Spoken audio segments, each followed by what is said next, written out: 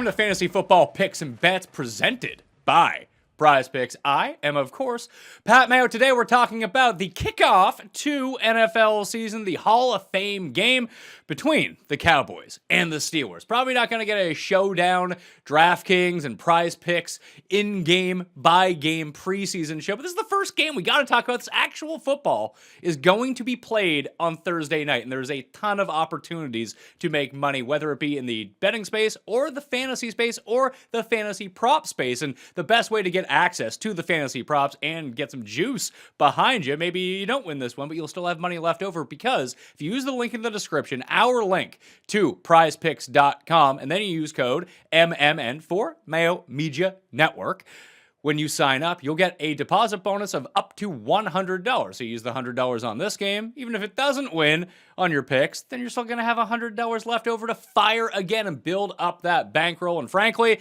I think some of these lines are kind of soft in the fantasy props over at Prize Picks. So we will talk through all of this, plus get to some DraftKings picks and some bets for the game as well, and talk about the spread and some information on preseason, because I find it exceptionally difficult to find information on preseason stuff. Apparently, I'm just looking in absolutely the wrong place. That's why I have to bring in some people that actually know about these things. Before we get to that, though, smash the like button to the episode. Subscribe to Mayo Media Network while you're here. You might as well go do that. And in the comment section, give me your single favorite play for the Hall of Fame game. Who's going to score the most fantasy points in this game for your team if you take them? Either side, Pittsburgh, Dallas, doesn't matter to me. Which player is going to score the most points? I want to hear from you, and then I'll just copy your picks, and then I'll win some bucks. That's usually how this works. Cody Main from EstablishTheRun.com is on the line. We've had all of your cohorts from Establish the Run on the show in one form or another over time. You are making your debut, so welcome to the show. Football is back, Pat. I am ready to talk some sports today. Finally getting a little action. I think this action might be a little softer than some of the action that we are accustomed to, but that's why you've brought me on. I've been grinding preseason DFS for a while now, and I've foregone best ball. I've foregone season long. I've foregone everything else, all other forms of making money, to grind preseason. So let's get to it. Well, after talking to Levitan for years, when we used to do shows together, he'd be like, man, you just basically use your entire bankroll in NFL preseason and print money. I was like, I don't know how exactly that's going to work for me. I think I'm just going to tail your picks, but you guys have a fucking good team over at for all of football, obviously, and with Dink and Leone on basketball, but NFL preseason is it's crazy. I had the package last year, and I was like, good God, I'm actually winning money. And these soft places to win money, whether it be on DraftKings, whether it be on Prize Picks, whether it be in the betting market, they're not lying. They actually are. If guys like me can win, it's got to be soft, right? Yeah, and the team at Establish the Run is incredible. You've got Sean Newsham, who is the GOAT college football player, GOAT preseason player. Adam, obviously the legend of preseason. I'm just over here being a total virgin, grinding every single edge that I can, trying to find every piece of data that I can. Yeah, I think the action's still going to be soft. We didn't get any preseason last year, so any new players that joined DraftKings looking for some action, I think that they will be in for a rude awakening, if you will. So I'm excited to get into this. Eventually, you have to join Team Sex. You got to leave that virgin moniker behind. Then you can be too rich, like everyone else over at ETR, and boom, you're well on your way. RunTheSims.com is my new tool site with one of the best Showdown players in the world, Justin Freeman. So I highly recommend you go check out RunTheSims.com right now. There is a free membership where you can make your own custom projections and export those, make your own rankings. You can do all of that with a free membership. But if you want the optimizer and you want the game simulations and all of the betting tools, that's going to cost you. It's tools. No one is giving you picks on this site. So you can control the inputs if you like. RunTheSims.com/Mayo to get a discount on that, but I suggest the free site right away and just go check all of that out. The thing I want to start off first, because I kind of hit on this off the top, is research methods for the preseason. I can't find good information, or I'm just not looking in the right places of who's playing, who's not playing, who we should believe, who we shouldn't believe. So beyond getting a membership and subscription to Establish the Run, where you'll just tell me these things, if I wanted to do the grunt work myself and scour the internet, where should I be looking for this stuff? Yeah, we'll teach you how to fish. But again, like you said, if you just want to get the fish, come on over to ETR. We've got everything written up for you. We've got the top plays getting ready to go out tomorrow morning for Thursday's game. But a lot of you want to learn how to fish, right? So the best place to start if you're looking to get into the preseason, if you're looking to find those low-end depth chart guys, the wide receiver 6, 7, 8, who might actually make an impact on your teams, the best place to start is Twitter. It's where we go for almost all of our information now anyway. Right now, I'm looking at Adam Levitan's football only list on Twitter, and it's probably the best resource for preseason that you can have. He's got a list of basically every beat writer. There's 340 people in that list. Anyone that is posting anything about football, from starters to backup guys to back end of the roster guys to guys that won't even be in the NFL in 6 months, it's there, and they're talking about it there. So I would suggest starting there. It can be a little overwhelming because there will just be thousands of tweets constantly streaming in every minute. So that's the best place to start. And if you have, if you're looking at a particular depth chart or a particular slate and you want to narrow in more on specific research, just grab that guy's name, right? I'm looking at the Dallas roster, the Dallas depth chart right now. If I want to know more about Malik Turner, type in Malik Turner's name on Twitter. Anyone that is saying anything about Malik Turner will have posted something about it. So it seems a little bit, there's a lot of work that goes into it, right? Which is why you want to subscribe to ETR, but there's a lot of work that goes into it. If you're grinding on your own, that's the best place to start, is Twitter.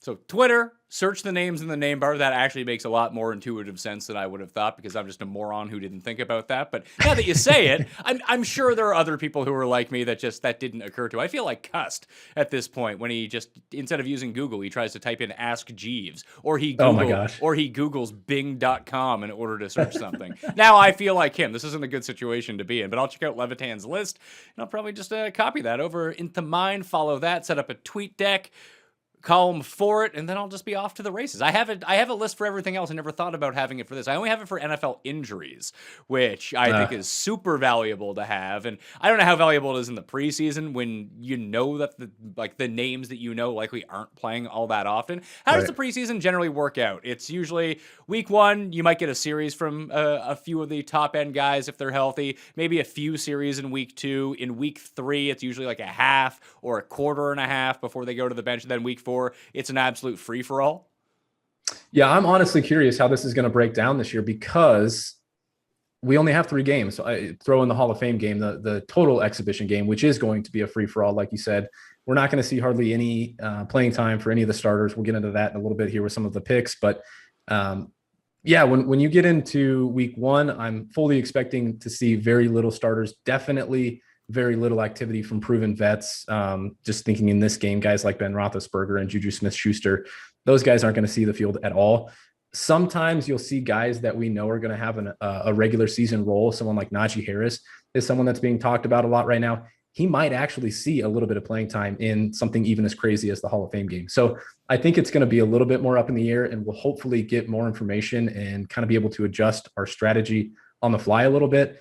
But I'm curious if teams will now use week 1 as a free-for-all where they get a look at some of these guys that won't make the roster. Week 2 is more of the dress rehearsal type of thing. And then the last week or week 3, game week 3 will be more again of the free-for-all, the guys that won't make the roster, the guys that'll be cut in a few weeks.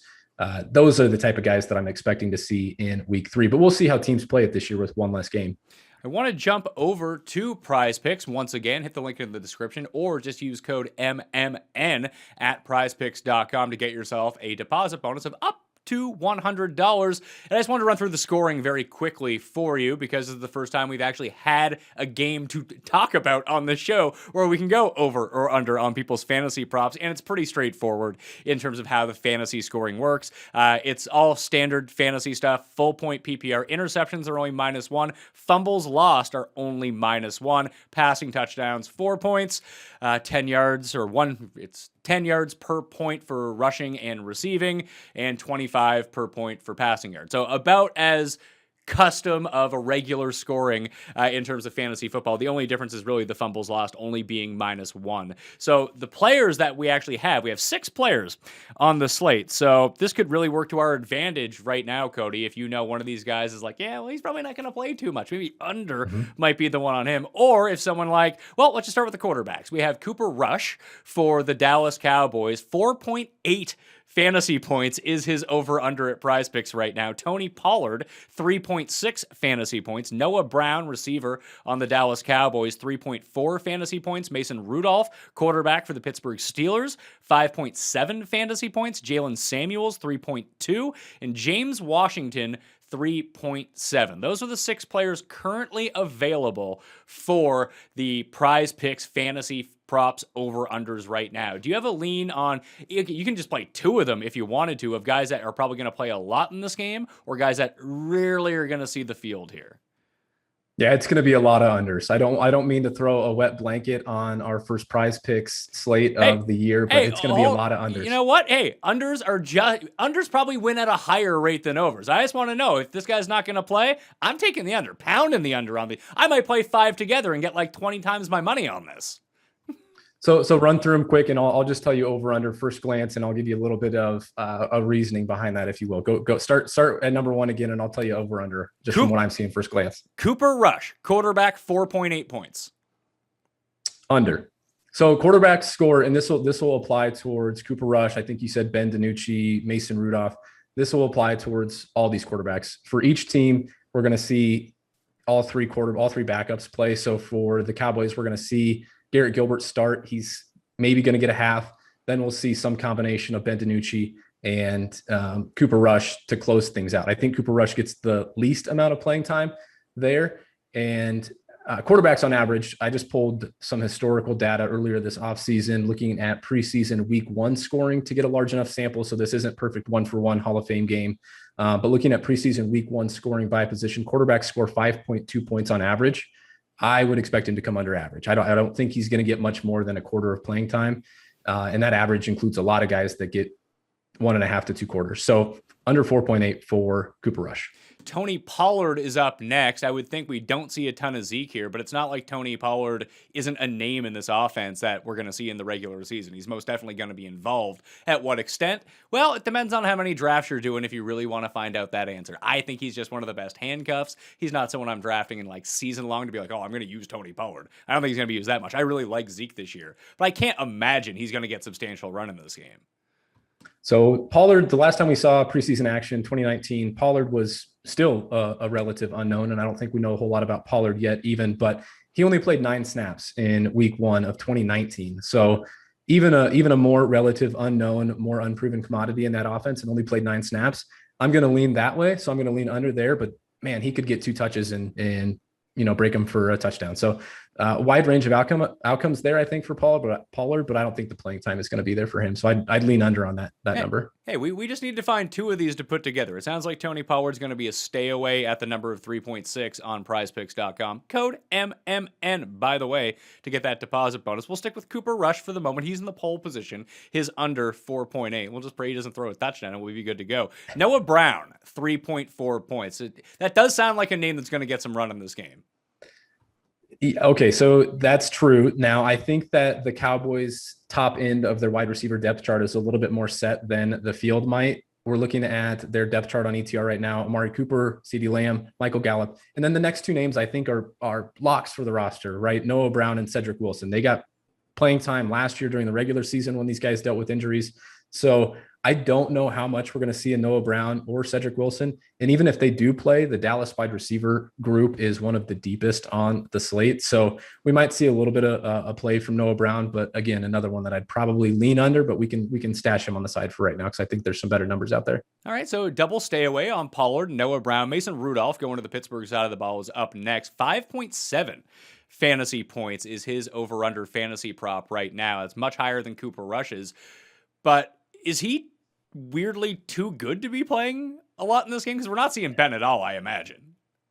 So no Ben. It's gonna start with Mason Rudolph, and he is supposed to seed the remainder of the second half. So he's going to start, probably play a quarter, maybe a quarter and a half, and then he's going to cede way to Dwayne Haskins. So we're expecting quite a bit of playing time for Dwayne Haskins, probably closer to that 2 quarters than 1 quarter. So I would expect Mason Rudolph's playing time to be limited to that 1 to 1.5 quarter range.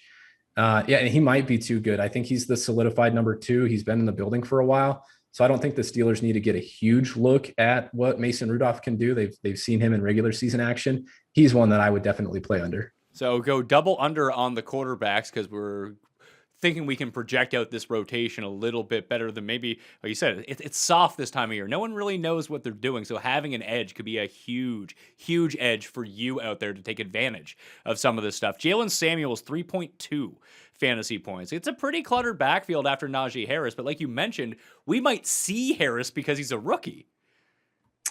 Yeah, I'm really curious to see what Tomlin does with Harris. He had some comments earlier this week that were a bit wishy-washy, if you will. He stressed the importance of getting prepared for games and the preparation that leads up to kickoff. So it could be one of those things where he goes through a full pregame workout, pads up, and then doesn't even play. So I could certainly see that scenario playing out. We're not expecting a ton of playing time for him. Benny Snell did not practice on 8-3.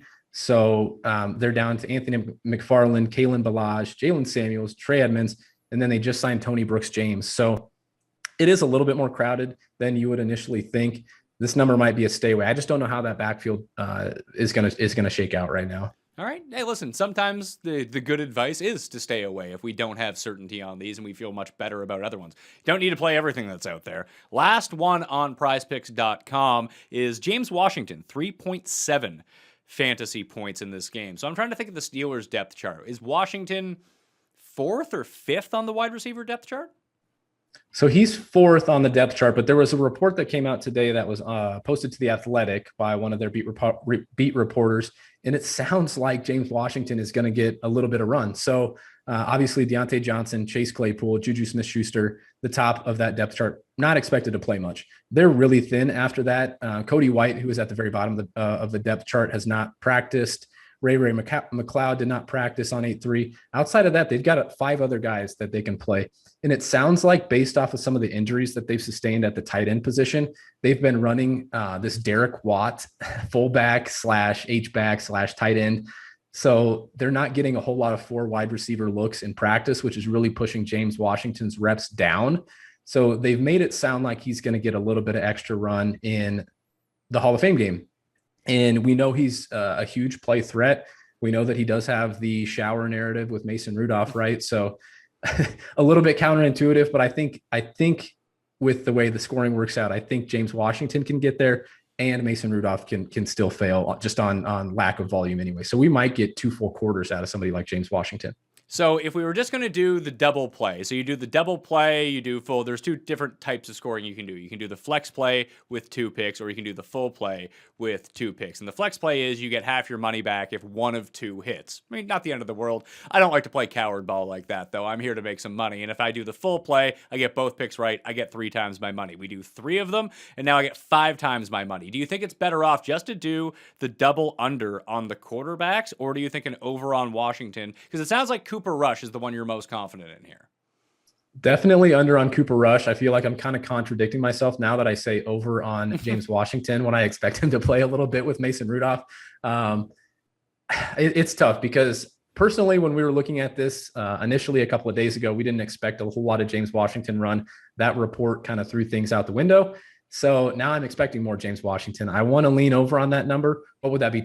A reception in 25 yards or 2 receptions in 20 yards, and he's over that number. So I think if you really want to just go balls to the wall, man, I think it's the over on James Washington and double under on the quarterbacks.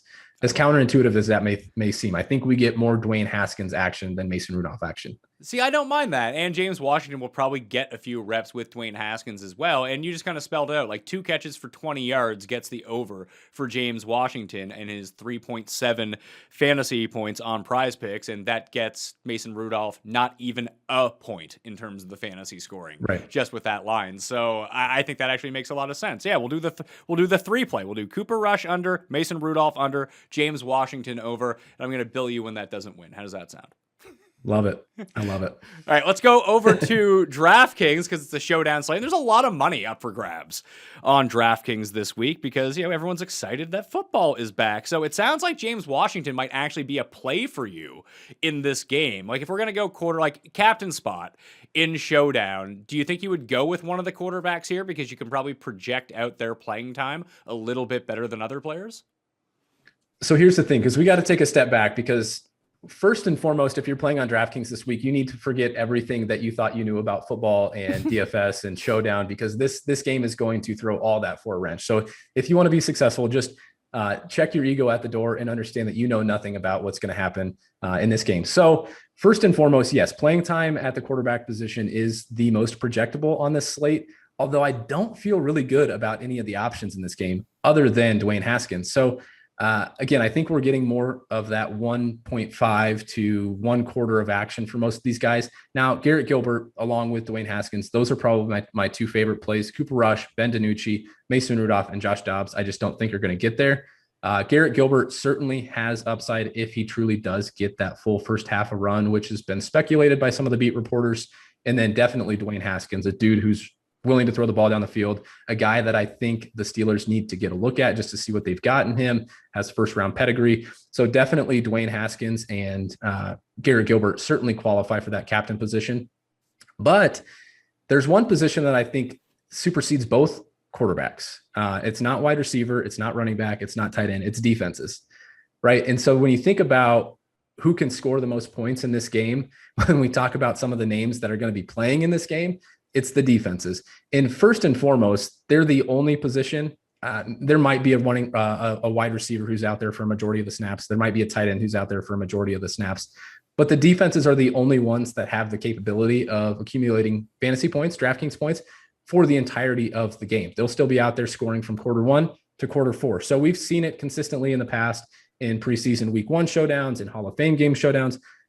Defenses are among the leading scorers day in and day out. So I think you start there, quarterbacks and defenses, and then you kind of move on down the line from there.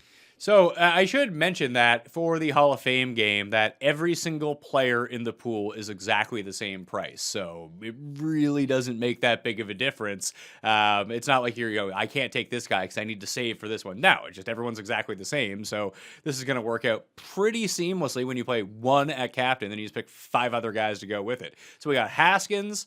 We have, you said he was Gilbert, Steelers D. Gilbert. Steelers D, Cowboys D are are the kickers the next way to go with this? They're generally okay plays. The thing about kickers in this particular slate, and this is something to keep in mind going down the road, we're going to have quite a few preseason showdown slates going forward. So yes, kickers would normally be in play, not generally for the captain position, but definitely as flex plays, as floor plays, if you're playing cash type of games. But the kickers in this slate, so Greg Zuerlein is not traveling. I think it's Hunter Nieswander is not even in the player pool. So the Cowboys backup kicker isn't in the player pool. And then the Steelers are rostering 2 kickers. So Boswell and Sam Sloman are both rosterable on the Steelers side. And I just don't know if they're going to rotate at kicker. So I don't want to get the guy that maybe kicks 1 extra point and the other guy kicks a 30-yard field goal. That's just not going to get it done for you. So I am personally staying away from kickers on the Hall of Fame game slate. I mean, that makes sense. So what if we did know, let's say if it was just, let's say Boswell was like the only guy who was active for the Steelers. Would the kicker then become a play on this slate, do you think? Yeah, definitely. They're going to have a narrower range of outcomes. But as far as their average score goes, they're right behind defenses and quarterbacks in terms of their average production. You think about it, if their team scores a touchdown, you've got an extra point. And then a 30-yard field goal, that's 4 points. And honestly, 4 points will get it done for you in a cash game because so many people are going to be taking zeros. But yeah, if you're trying to win a top-heavy prize pool like you and I want to do, then they may be in less consideration. So we still need 2 spots here. I'm guessing that the high upside wide receiver is probably the move if we can figure out who is going to get a bunch of run. You just mentioned James Washington already, who's expected potentially to have a quarter and a half worth of play, and his big play potential, one move and all of a sudden he's to the house. It ruins our Mason Rudolph over under, but you know what? At the same time, hopefully it just comes from Dwayne Haskins and we get some double points if it is James Washington. So who on the Steelers receiving wides beyond James Washington do you think that we should be looking at here? Yeah, and the Steelers receivers are extremely, extremely thin for a Hall of Fame game slate where teams are carrying 90 players. The Steelers are unreasonably thin at that position. So we mentioned James Washington. I think there is some risk for serious downside if the Steelers do view him as the obvious number 4, and he just doesn't play as much as the beat reporters are projecting. But guys beyond that you should be thinking about, Anthony Johnson is expected to play plenty of slots. Isaiah McCoy. McCoy's kind of a deep threat. So someone that if you truly want to embrace the variance, he might catch 1 ball, but it could be that 1 ball that he houses. and goes for 50 yards and a touchdown, and that would be plenty for you. And then guys beyond that, there's Rico Busey, Tyler Simmons. There's just so many guys in that very bottom end of the depth chart where you're probably a half into the game and you're thinking, oh my God, Cody recommended this guy that hasn't even played yet. And then he plays the entire second half. So that's going to be one thing that you're really looking for. But the Steelers wide receiver room is certainly where I would start if targeting upside. So are we thinking McCoy might be the play then? I love McCoy. In the slate. I think that the report from James Washington will get plenty of play. And trust me, I'll have a lot of James Washington, but I think there will be a little bit of an ownership gap between the two. So yeah, I love McCoy and the big playability. I would think that structuring our showdown team, we still do want correlation. Now we have these set defenses who are just going to score points regardless, or maybe if Gilbert comes in and drops 80 points on the Steelers D, they get in the negatives. Hey, but we have Gilbert. It's not that big of a deal. I think we'd take the -3 from the Steelers defense. We're going to get 56 points from Gilbert. I think that's going to work out just fine. But having the correlation of the receiver with the quarterback, I'm guessing is the essential way to maximize upside if you can get the right quarterback with the right receiver. That's why I was thinking McCoy, if he's going to come in later in the game and we're rostering Haskins, that would just logically lead to some correlation if it actually hits. Yeah, that makes a ton of sense. Where you can find that natural correlation, I would definitely try and maximize it. But I wrote in an article that's posted to Establish the Run on ways to beat preseason Showdown that you don't necessarily need to overrate correlation because of things like defense picking off the other quarterback. So like if the Steelers pick off Garrett Gilbert, right, and then Ben DiNucci comes in and throws for 2 touchdowns, it doesn't matter that the Steelers that you have Ben DiNucci at the captain and the Steelers in the flex because they scored against different opponents. So when correlation like that is natural, where you've got Haskins and a guy that we think he might play with in McCoy, definitely try and maximize that. But if you look at 2019's winner, our friend Colin Drew from Daily Roto, he won with a Kurt Bankert at captain and both defenses in the flex, right? So he rostered his captain quarterback against the Broncos defense and had just one receiver. So like you said, if we have that Dwayne Haskins in the captain, McCoy, and then just maximize the raw points with defenses, makes a lot of sense. Do you think that there should be any Steelers running back on our radar, or is that just a full pass? No, there's still guys there that I'm interested in. Like I said, I don't think we're expecting a whole lot of run from Najee. Benny Snell, we don't expect to play since he wasn't practicing. Since Tony Brooks-James was just signed, I don't expect him to get a ton of run. And then Derek Watt and Trey Edmonds are like fullback types, but I don't expect to get a ton of action. So someone like Anthony McFarland, who came out of college as kind of a big play hitter, a home run guy, I think that he is definitely in play. And even Kalen Ballage, our old friend Kalen Ballage could bumble into the end zone or certainly get enough carries to become a viable play. Okay, well, on the Dallas side of the ball, if I do want to try to find I'll just take the receiver that plays the most, and hopefully that ends up working out. But if there's a way that I can get a receiver in the game with Gilbert when he ends up coming in, when the majority of his playing time is on, I would prefer to do that if we can figure that out. But who is it on the Dallas side? Because, like you said, we're probably not going to see any of the top 5 guys by and large on this team. So you'll see a little bit of Noah Brown, and is it going to be?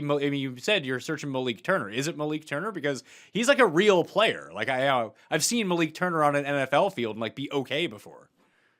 Yeah, if you guys were grinding Showdown last year, you probably remember Malik Turner for the Seahawks. He was a play. So someone like Malik Turner is definitely someone that I'm interested in. He definitely needs to fight for his roster spot. I would imagine that the Cowboys want to keep 6 wide receivers as long as one of those can be versatile enough to play on special teams or do returns or something like that. So like I said, I don't expect to see any of Amari Cooper. Obviously, he's on PUP. No CD, no Michael Gallup. And I personally think that Noah Brown and Cedric Wilson have done enough for this team, both in the regular season and just in past preseasons, to prove that they're roster worthy. I don't expect to see a ton of them. So when you look at the depth chart, they're 14 deep on the listed depth chart, but I don't think they'll play that many, right? So someone like Malik Turner is definitely in play. And then their 5th round draft pick out of Stanford this year, Simi Fehoko.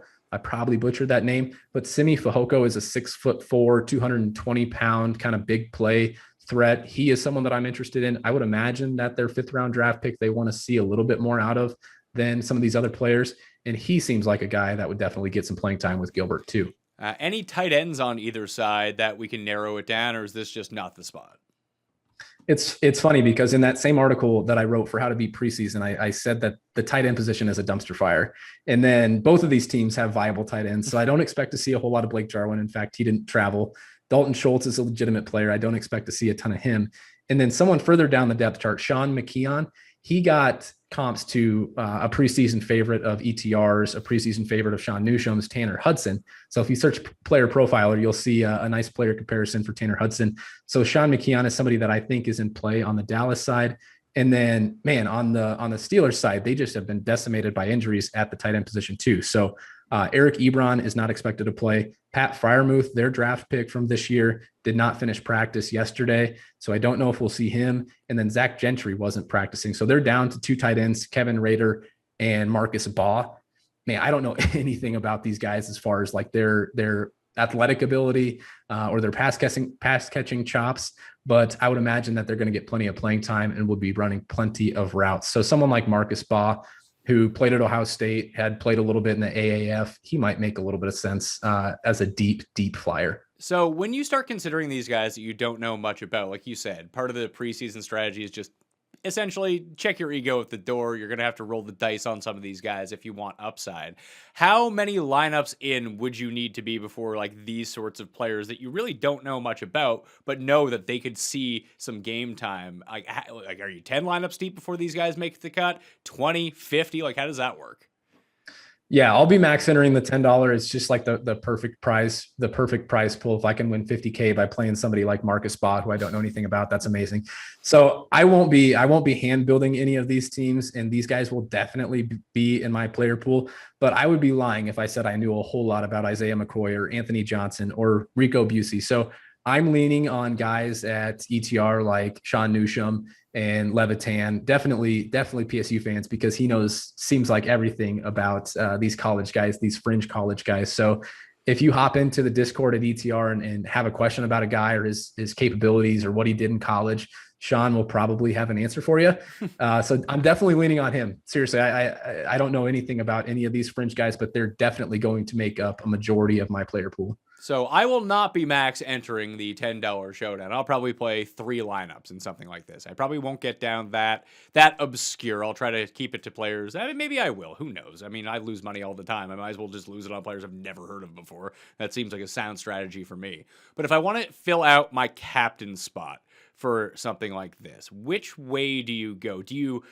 Obviously, you're going to play so many lineups that you're going to have obscure players in your captain spot from time to time, or these receivers who, may or may not see the field. But for someone like me, who's either going to play a single entry or a cash game or just a 3-max type of lineup, would I be looking at either the quarterbacks or the defenses to be my captain? Yeah, if you're going to play either the smaller field tournaments or you're just playing a few lineups where, especially the smaller field stuff, the single entry, the 3-max that isn't so top heavy and doesn't have so many entries where you don't need to hit, the stone nuts, as they say, in order to ship something, then definitely look towards those more stable positions like DST and quarterback. If you get caught up in, really trying to chase the variance and chase the upside at wide receiver, you're going to end up with too many zeros, I think. And I don't think it's even necessary sometimes on these slates. I think you can get away with, 10 or 12 points from your defense. And then if you do roster that wide receiver in the flex position, you'll be just fine too. So there's going to be so many players that are rosterable, and the ownership's going to be more spread out on those players that you just need to hit one of them. And I don't think you're going to completely miss out if you don't have them in the captain position. So last thing, the spread for this game, looking at DraftKings Sportsbook right now, they don't have a fucking clue. They're just flipping a coin here. Pittsburgh Steelers -1 against the Dallas Cowboys in this spot. -140 on the money line. Dallas is +120. Is there any real way to cap this game, do you think? I mean, I think the only thing you can look at is quarterback play, right? We know that the Steelers are going to play Mason Rudolph, who he's a terrible, I think, real life regular season quarterback, but he's going to be among the best in terms of preseason quarterbacks. If he gets a quarter of play, and then Dwayne Haskins, who has 1st-round pedigree, gets 2 quarters of action, and then they finish things out with Josh Dobbs, I think I would lean that way on top of the strength that they have and the depth that they have at the defense, all sides on all aspects of their defense. So Yeah, I mean, I won't be betting this game, so take that for what it's worth. But if I had to, I would take the strength in the quarterback position, or just lack thereof on the Cowboys side. So I'm leaning Steelers. Yeah, okay. So maybe we don't bet the spread or the money line on a preseason game. Although I'm going to be sitting there, there's nothing on TV. I'm like, yeah, I can throw $2 on this. Maybe the over/under is the better place to go. The over/under is 33, which seems hilariously low. But I'm like, these guys haven't played in 8 months. Like, what are we doing here? And it's the thing is, it's vanilla on both sides of the ball. So the offenses are going to be pretty vanilla. Now, maybe the Steelers want to get more of a look at Dwayne Haskins, so they throw the rock a little bit more, but it's going to be super vanilla for the offenses. They're going to run the ball quite a bit and do the standard things in the passing game, but it's going to be vanilla on the defensive side too. It's just generally these games are extremely low scoring. So I don't see 33 points is crazy. But I don't know. I don't have a lean either way on the total. I guess I would say under, because I just don't expect a whole lot of points to be scored, but man, 33 is low. It does seem really low, and we're going to be sitting there watching. It's like, oh, they're just running up the gut for 1 yard every single time. I know. I appreciate. I don't want someone to come on here and be like, oh no, you have to take. I mean, that's what I have cussed for, to make terrible picks. I enjoy that. Hey, this isn't a good spot. I don't know enough about it. I mean, I wish people had a bit more honesty like that. I think it's earned you an invite back on, Cody. I'm not going to lie to you. You know what? I listened to your show, and you and Maddox got me through the worst of times of the pandemic. So the Corona Cast was an absolute must listen. So being on your show is a true honor. Well, I really appreciate those words when you can hear two people who don't know what they're talking about really debating things. I mean, what's a funnier way to pass the time than that? It was good for a lot of laughs and a lot of questionable thought-provoking discussions. That's for sure. Yeah, I think we'll just leave it at questionable. Tell everyone where they can follow you on Twitter, plus what your content schedule is going to look like over at Establish the Run. Yeah, at CMain7 on Twitter, but definitely check out the Establish the Run preseason package. There's already, like I said, an article out on some of the things that I noticed on how to beat preseason Showdown, which, like I said, is going to be a huge part of preseason DFS this year. So check that article out. Subscribe to the package. It's a separate package, so check that out. Definitely hop in the Discord. That's where everything's going to be hopping. Come closer to lock. And yeah, I mean, as far as the schedule goes, we'll see how things go. I think Adam threw up a show schedule. We're going to kind of play that by ear. If there's big enough slates where DraftKings is posting big enough contests, we'll be producing a live show for that. So top plays, depth charts that are constantly updating, and live shows for any slates with any real legitimate prize pools.